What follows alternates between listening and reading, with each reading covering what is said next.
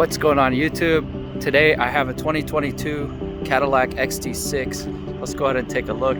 This will be a quick exterior and interior tour, as well as my first impressions.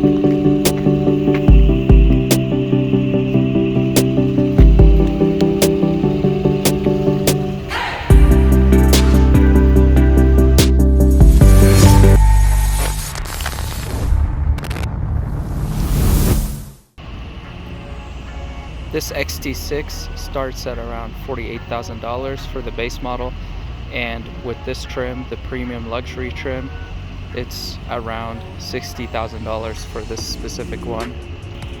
You have the option of the inline 4-cylinder engine, and this test model right here has the 3.6 liter V6. Now with fuel prices being so high, fuel economy on the 4-cylinder is around 21 city, 27 highway. Now if you have the V6, you only lose 1 mile per gallon, so you have 19 city and 26 highway. It has a 9-speed automatic. A lot of features inside. I can't wait to show it to you. Starting with the exterior, I think this is the best part right here. The front end is just so mean. These slim headlights with the large grille, the new enhanced and large Cadillac logos, they just look amazing. This vehicle looks mean going down the road. The styling is super luxurious, high-end, and it's comparable to a lot of the German luxury vehicles.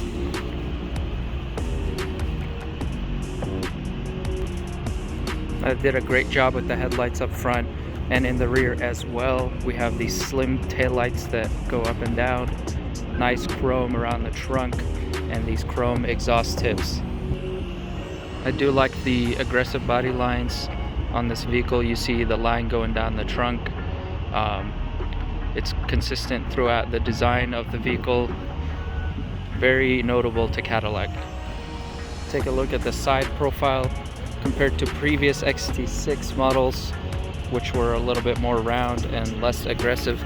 This has a stylish and more sporty appearance with just the right amount of chrome. Like I mentioned earlier, this is the premium luxury trim. It has the V6 engine as well as the all-wheel drive. Now let's head inside and let me show you the interior.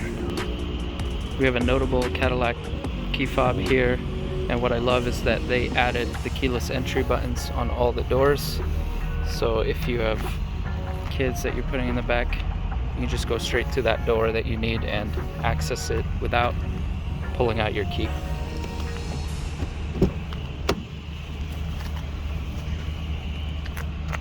I like the black interior with the darker trim accents.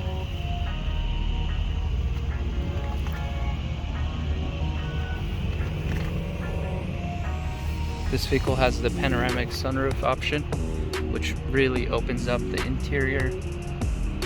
It's a large SUV, well, mid-size SUV, so there's a lot of space in here, but even an added bonus when you have that panoramic roof swooping all the way across.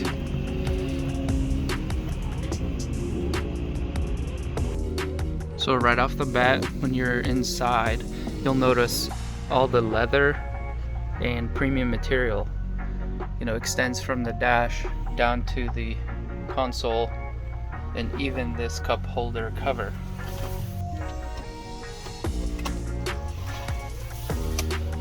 A lot of leather in here. All the buttons feel pretty sturdy and high quality. We have plenty of storage. You have one right there. You have a pass-through storage there. Plenty of door storage. A large center console.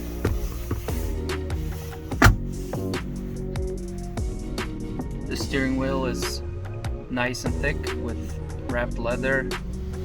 The buttons are exactly where you expect them to be. You don't have to take your eyes off the road. You have the radio controls, volume buttons, steering, heated steering, as well as cruise control functions on the left side. Yeah, push to start. The vents are nicely integrated into the dash. Overall, it's a very comfortable place to be. Now carrying on to the back seat. The back seat passengers have their own controls here. There's plenty of leg room, even with the driver's seat past the pillar. Middle row space is decent. We have a front-facing car seat, plenty of leg room. Accessing the rear is super simple. You can just pull on this and it slides forward. We have 2 seats in the back, cup holders as well, and don't forget that panoramic sunroof really adds to the experience of the passengers. Now with the 3rd row up, we don't have a lot of room in the trunk. As you can see, I just have 1 bag here, well, 1 suitcase and a bag, hiking bag, but not a whole lot of room. You can easily fold these 2 seats down with these buttons.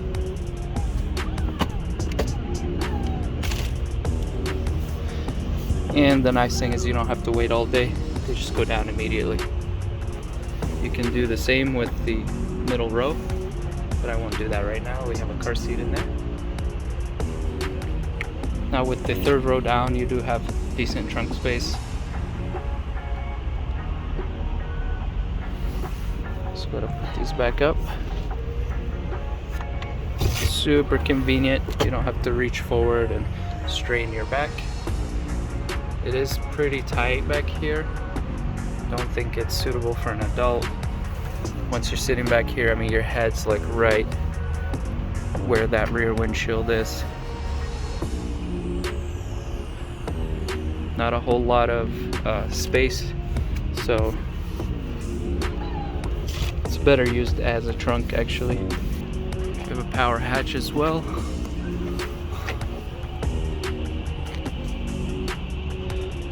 So what's it like on the road?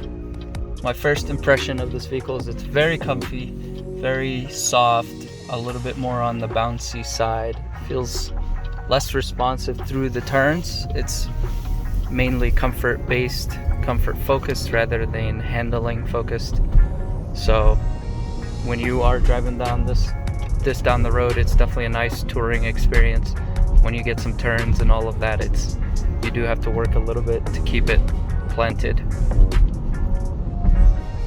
You have a lot of nice features in here. It's cold out and I am thankful for the heated steering wheel. We have a lot of safety features. We have blind spot monitoring, forward collision warnings, and things of that nature to keep you alert and safe on the road. This has the V6 engine. It did not feel as responsive as I hoped. So I can't imagine what the 4-cylinder feels like, because this is a pretty big vehicle and the V6 feels just barely enough to get this thing moving.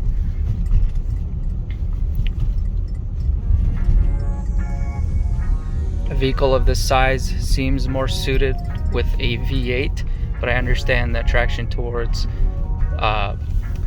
better fuel economy with gas prices being so high. You do have a couple of driving modes. Right now I have it in touring mode, which is supposed to be the most comfortable mode. It also switches the traction to 2-wheel drive. So in this mode I should be getting the best fuel economy and the most comfortable ride. Sport mode. Now when I tested out sport mode, there was not a whole lot different. I did not notice any improvement from the previous 2 modes. We have off-road mode as well.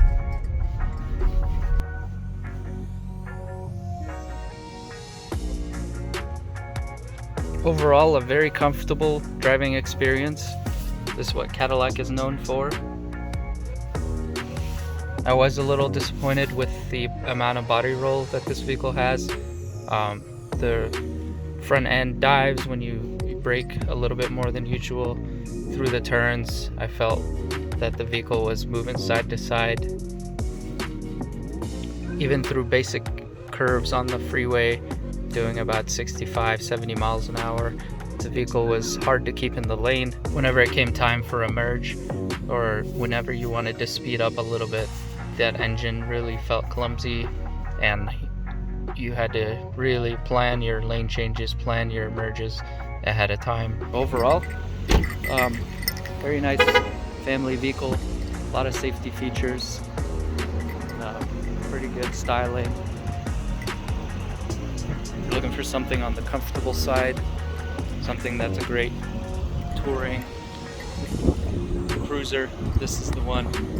If you live in a place where the roads are tight, you have a lot of curvy roads, uphills, mountains, not sure you would enjoy this vehicle. It's a great suburban vehicle. It's great if you have nice flat grid city, then it's great. Thanks for watching the video, guys. If you enjoyed the video, please consider subscribing. It would really help me out. Thank you guys so much for 1,500 subscribers. Wouldn't have done this without you. I appreciate the support. See you next time.